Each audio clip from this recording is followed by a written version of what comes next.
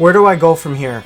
I had to ask myself this question 2 years ago when Se7en Sided decided to part ways. After 10 years of building Se7en Sided from the ground up, the demise of the band brought me to the crossroads. Do I simply take the easy road, call it quits, and take solace in the fact that it was a good run? Do I pick up the pieces and rebuild the band with new members? Or do I leave the past where it belongs, pick myself up, learn from the mistakes, and rewind and start over? Thus, the rigid. The rigid is truly just that, the strength to start again. I love the very definition of the rigid, incapable of or resistant of bending. I won't bend or break. Part of life is to face obstacles and overcome them, and that to me is the rigid. I've worked with many different musicians, producers over the past 10 years, and some truly amazing and inspiring people have helped me get to where I am today. But for this project, I wanted to do something a little bit different. I wanted to write and record solo, but with a little bit of a difference. I wanted to work behind the scenes with a non-musician, but an all-around musical lover. Essentially, a non-musician music fan.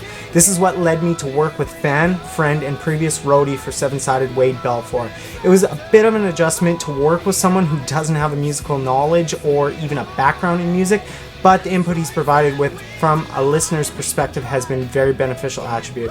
I've found in the past the biggest downfall and setback of musicians writing together is conflicting egos.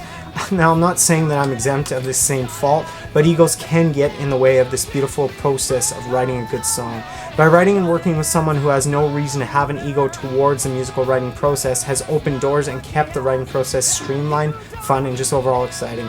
It's taken a little bit longer when working solo, having to write and record and produce the new songs alone, but the outcome has been incredibly rewarding, and I think the songs, when you hear them, will speak for themselves.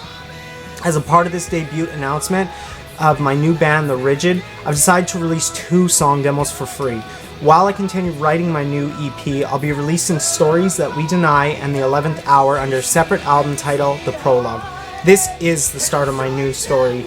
There's no better way to describe it than the prologue. You can download these songs from the link below or by searching The Rigid on iTunes. Thank you so much for all the fans, friends, and family for all standing by me throughout this period of rediscovering my musical roots.